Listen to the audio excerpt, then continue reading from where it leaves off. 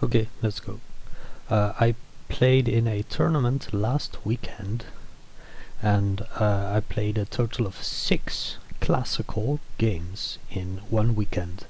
They started at Friday in the evening. I played one game then. The entire Saturday was 3 classical games. That's insane. And then on Sunday we had another 2, and then a what's it called, award ceremony, prizes, stuff. English is not my first language, which you might be shocked by. I just can't think of the word right now. I played actually, I'll just mention that I played 3 games as white and 3 games as black, and I started the first game as black. The second game was as white, third as black, and so on. So I ended the tournament as white as well. But yeah, the first game was black, and so I played in the rating range in this competition that I played in was between 1750 and 2000. I am just above 1800, meaning that I am rated relatively low compared to the expected opponent I would face. And my first opponent had a rating of, I want to say 1920. It might have been higher. I believe maybe 1920 was my second opponent. Not sure. I was definitely rated up, or sorted up. So what they did basically is, if there were, I don't know how many participants there were really. I believe it was like 150 in this range of competition. So they placed the first 75. So they put them on boards 1 to 75. And then 76, 77, 78, and so forth until 150. So number 1 played against 76, 2 and against 77, and so on. Actually, I believe it was less than that. I believe there were only like 60 something boards in total. But yeah, so I played on board 24 in this game. And with my rating, I was paired against a pretty strong opponent. So let's see how I managed. My opponent opened knight f3 and I played c5, which is something I should probably not do, but in the case of e4 we transpose into a Sicilian, which I'm happy with. And in the normal case I might have wanted to put the pawn here. But yeah, g3, I mean, it's all fine, it doesn't really matter. d4, and I just take. Knight takes, knight f6. I'm just gonna build a generic setup, and my opponent does the same. And very generic, actually. So castle, bishop g7, just stuff. And here my opponent plays c4, trying to claim some sort of center, and I castle.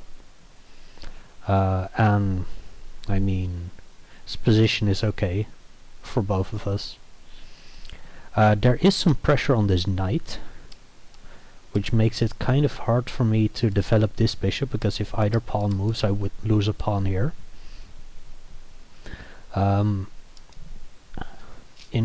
Which means that I need to move my queen to defend this knight before anything, which will happen. So knight c3, and now I don't really want to go to c7 because the knight can kick, which is not great. So I went to b6, and again the knight could in theory kick, but then I take here. So my opponent takes on c6, and I very quickly, and probably honestly incorrectly, took back with the b pawn. I mean, it's I take towards the center, which is generally good. But maybe I should just take like that, open up the bishop really quickly, and just... yeah. Maybe I'm better here? I doubt it. But here, this creates some dynamic, interesting chances. With like... I mean, this is kind of a 6 versus... I mean... so this is a line of 6 versus 4, and 1 versus 3, kind of. Not... I didn't mean the knight move, I meant the pawns. And I mean, it's gonna turn into... after these get traded, it's gonna turn into a 5v4 and a 2v1, which generally favors white, because it's the smaller majority. It's these two pawns just run really quickly compared to, well, I need to push these 3, and pushing more pawns is just slower. And this is just moving 2 pawns. However, that doesn't... that's not the end of the story, of course. This also allows me to develop the bishop like this, which is interesting. It allows me to claim the center, sort of. But yeah, I thought it was interesting. I played it a bit too quickly. Maybe I shouldn't have. We'll see. We might be splitting hairs here. He takes c6. Yes, and my opponent played queen c2 here. Just developing. I played rook b8, which puts pressure on this pawn. And I assumed that my opponent couldn't play b3 because of this. And like knight e4 doesn't quite work, knight d5. But just moving the knight already puts a lot of pressure on this knight. Maybe that. I assumed that my opponent would have some difficulty developing this bishop, because if the bishop moves, I just take here. Which was the reason why my opponent went queen c2, to defend this in so that they can move the bishop. Rook b8 also has this interesting thing where it unpins my c-pawn. It doesn't come up, I don't think, but it could have. In theory, on the last move they could have played knight b5, but now no longer. It's just something. I think this is interesting as well. My opponent does actually play b3, which I was kind of shocked by. That doesn't seem... like... this generally is really terrible. It's just that fianchetto is you can't really counter a fianchetto with a fianchetto, because the pressure on this knight and the rook just becomes too much to handle. And there's some discoveries and some attacking pinned pieces and stuff. And it seems like everything just barely holds for white in this position after b3. Maybe not. We'll see with the engine after this. But one thing that is possible now, which it wasn't previously, and it doesn't look like it is the move d5. And the point is that the moment my knight moves, then this knight gets pinned, so it can't take back. And I shouldn't take with the knight immediately, but like we can take, and if they decide to take like this, then the knight gets pinned. It can take back and hit my queen, but then I go here, was the point, attacking 2 things. So let's look at the line, make it a bit clearer. Queen a5, attacking the knight, attacking this rook, Wait, do they have knight takes e7 check? Maybe. That doesn't seem all that good then.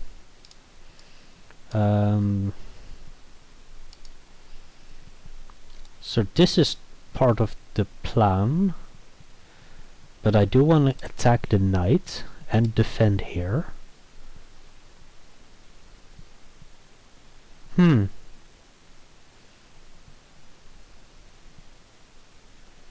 Maybe this is fine for my opponent.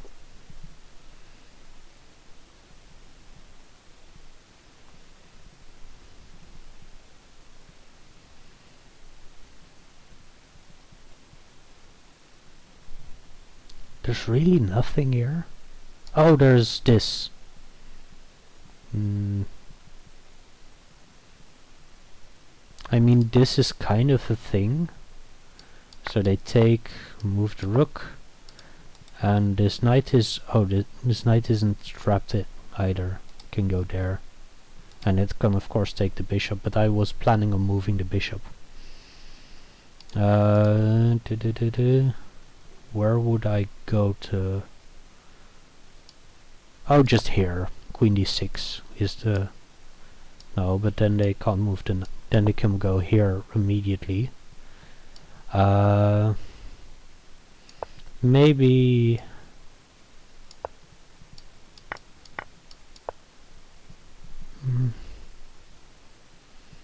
Just because they can just barely defend all of this. Do I have to take? No, I don't. I can just immediately do this. Oh, that actually wins, right? Because you can't defend this a second time. Okay, I found it. So this doesn't work. And this is easier. So rook b1. I mean, it doesn't immediately win, but like I get this, which is funny. Actually, it does immediately win. It wins. No, it doesn't. I was thinking I could sack here, but after rook b2 it doesn't work, because then the rook is defended. But still, I mean, e4 doesn't work, right? Spoilers, maybe. Whatever. So this happened, and then they didn't take again. So they actually played bishop b2. And one of the points was that I now could play d4. Was the plan originally. Also, I have bishop f5, which I played with a tempo. And the point here is that on a normal move, I can play d4 and then e5. And I'm pretty happy with this position. However, my opponent doesn't play a normal move here. My opponent, we discussed this. My opponent claims to have blundered away the game here, and I didn't find the win, but it's really difficult to calculate everything. I mean, it's a classical game, so it's possible. But I think I spent like 15 minutes on this next move, and I think after, if I calculated properly, because I saw the line that my opponent claimed would have won, but if I calculated properly for like half an hour, I would have found that the move that I played didn't work. My opponent played the move e4 here, which they claim blundered away the game, because they, or actually the game in quotes, they blundered a pawn. And I claimed that I think they get the pawn back if I go into the line they claimed. So let's take a look at the line. So there, I mean, this is attacked thrice, defended thrice.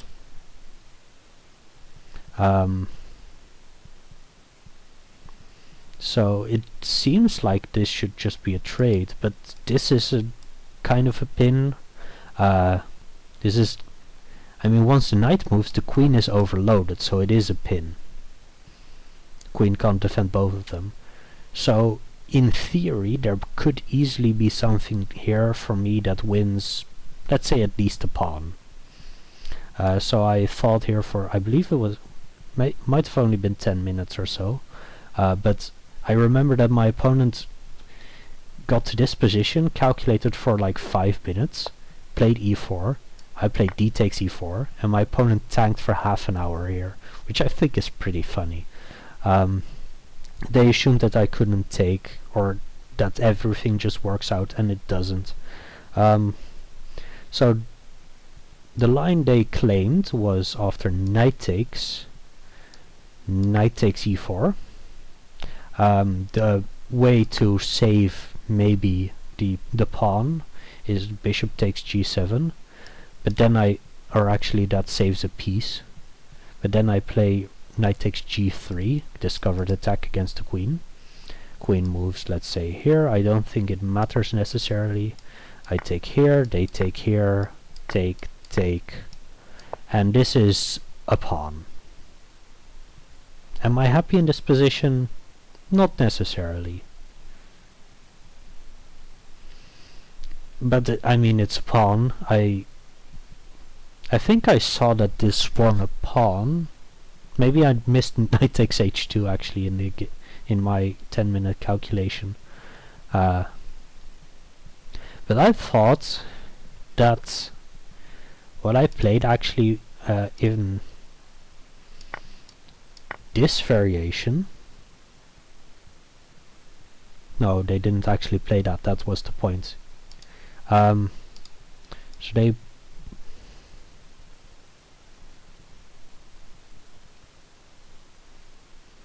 No, they did. They did play this.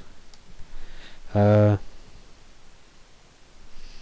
thought that I could win a piece if I didn't play it like played it exactly like that, because one thing that happens is that my rook hangs.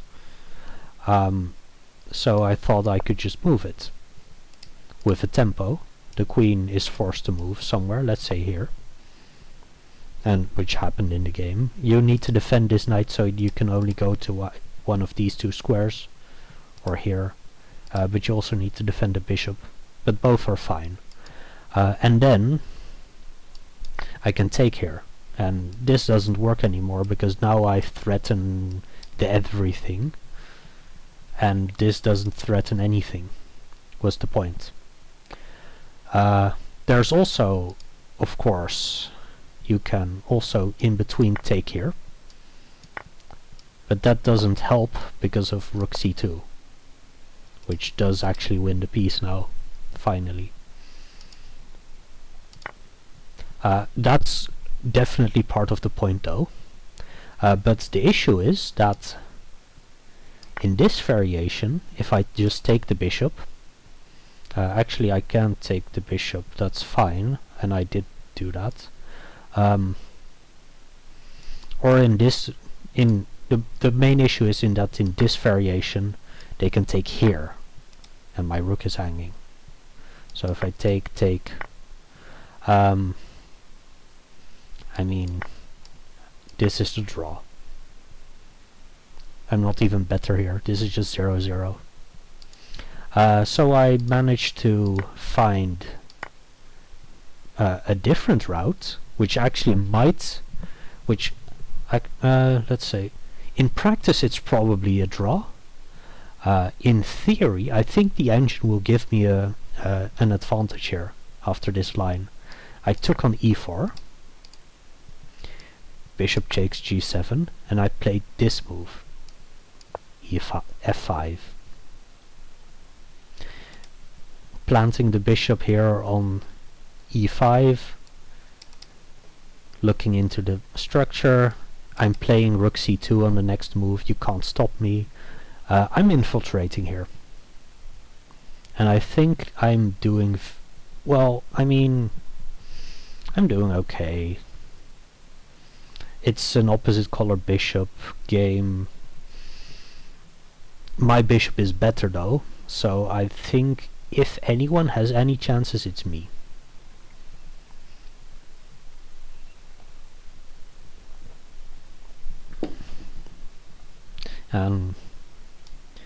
So let's see what happens. Bishop h6, rook c2. I said I was going to do that. Queen moves to e3. And here, honestly, to keep winning chances alive, I probably should not take.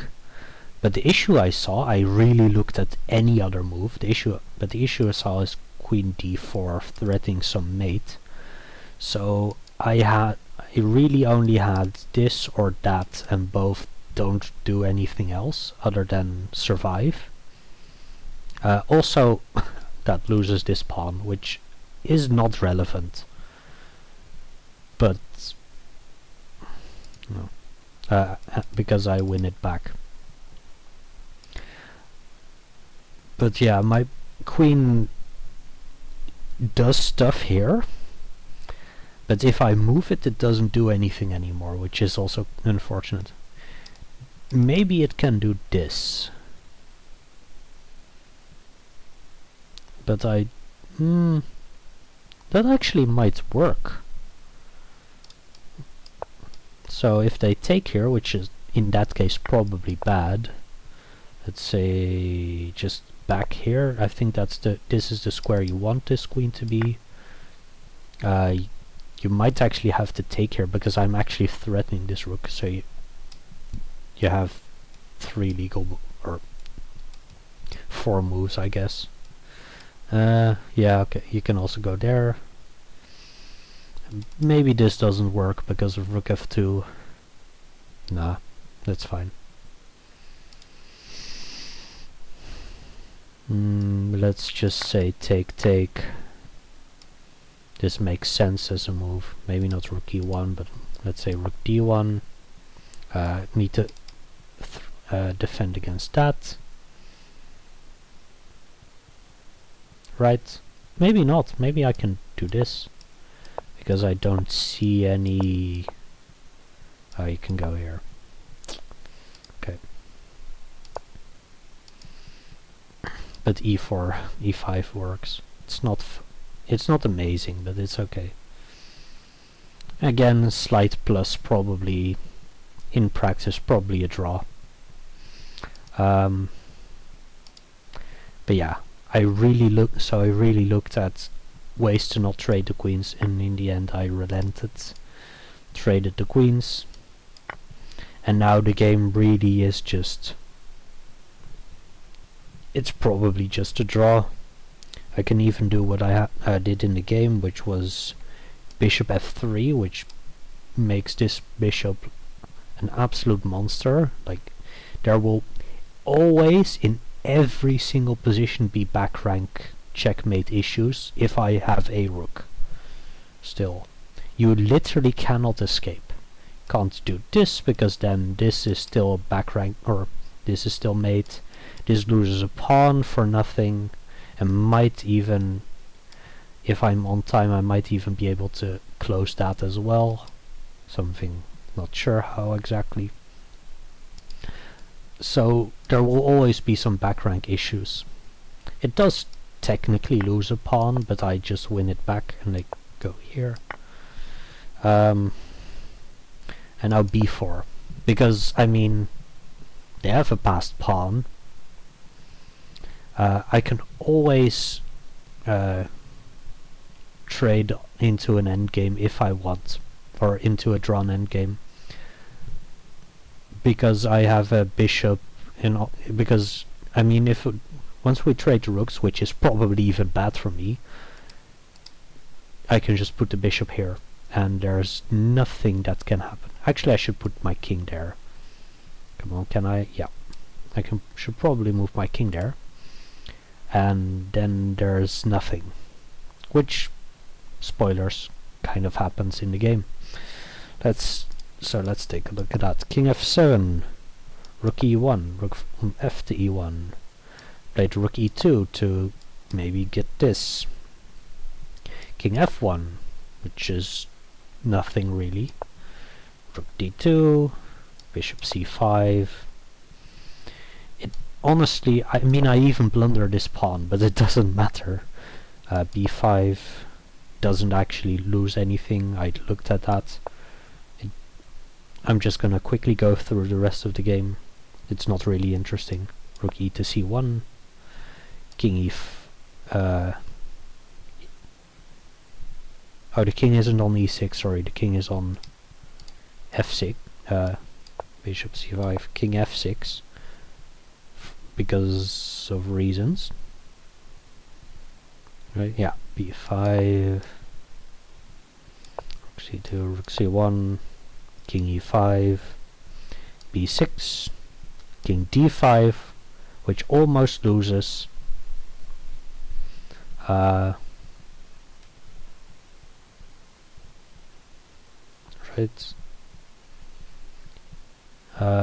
Why doesn't it lose?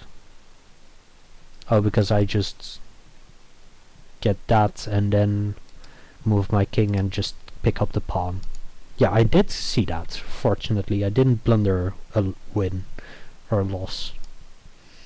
Rook takes c2, rook takes c2. Sack a pawn, doesn't matter. King c6, bishop d8. Rook d2, here I annotated that I offered a draw, my opponent declined. Tried for a bit, rook c1. I mean, this is a good attempt. They could try this, but then there's a mate threat again. See, bishop. And it's really difficult for them to do anything about that. They did bishop g5, which does work. Well, it kicks my rook, which means that there's if I go like this, then king d1 means that the rook can move. If I go like this, then the rook can move. So, I mean, I can do something like rook d6. But I decided to just go rook d1, except that it's a draw. Rook takes, bishop takes, king moves up, bishop back. I do want to show the end, because the end is interesting. Bishop e3 to defend, king c6, king e2, king d6, king c3, king c6, h4, h5, king c4. I wanted to not let the king pass in this direction, which is why I went like that. Bishop e4, bishop d4, and here I played f4 and offered a draw, and my opponent accepted. Because I just do this, and there's literally nothing you can do. So it's a draw. My opponent was more than 100 rating points above me, and I don't want to say I got a draw by force, but I mean, I was definitely the one putting pressure here, and there, and there. Well, this one not as clear because of the passed pawn, but my opponent, it felt like my opponent had to work for a draw, and I didn't as much. So let's take a look at the engine. I don't think, by the way, I'm going to do all of them right now because it's past midnight. I do have a lot of time tomorrow, so I can do it tomorrow. Yeah, this is...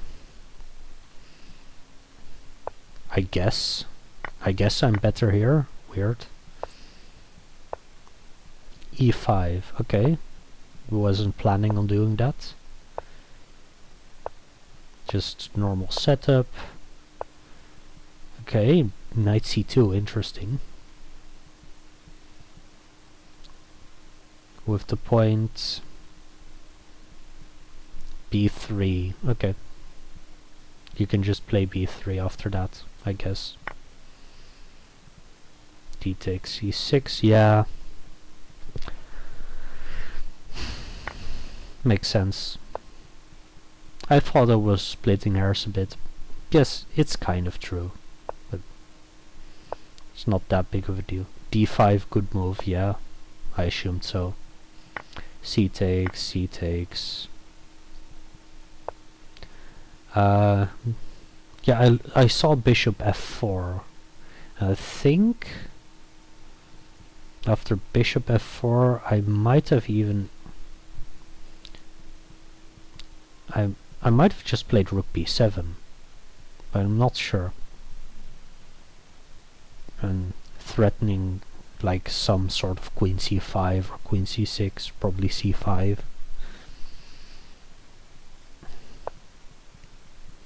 Yeah, I'm slightly better here.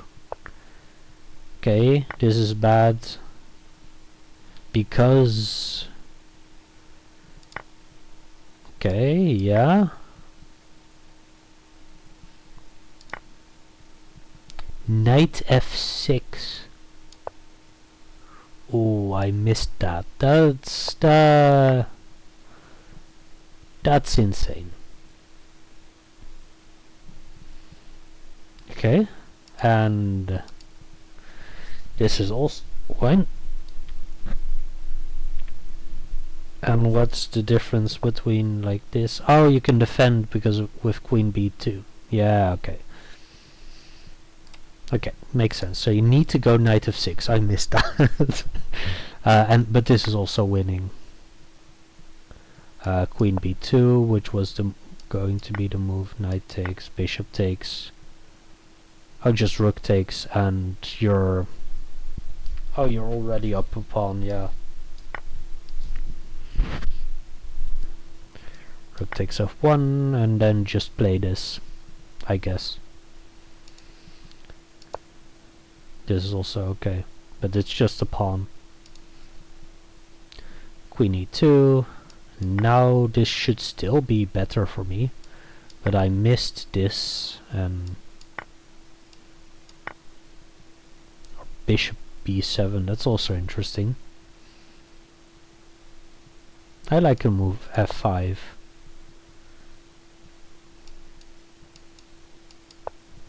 Yep, rook c2. Okay, maybe it doesn't actually think black is any better. I mean, it's just a draw in like almost every case. And there's really nothing else here.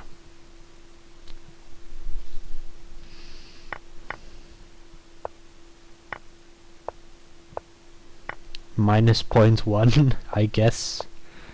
Should be happy. I don't really care because it's just minus 0.1. Wait, did rook c2 was the engine move? But minus 0.2. It doesn't matter. It's just a draw. It's just a draw. White is even better now because I sacked a pawn. It doesn't matter, it's just a draw. Here it's still better, but it's just a draw.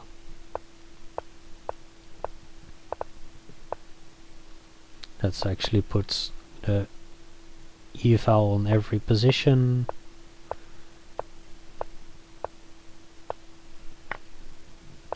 Yeah, it's just a draw. Okay, unfortunate. Yeah, missed the win against someone that is approximately, well, just over 100 rating points higher than me as black. Let's see if this becomes a trend. Let's just say. Yeah, I might do one more after this. I do think I'm gonna split them up into multiple videos. So I'll see you immediately after this.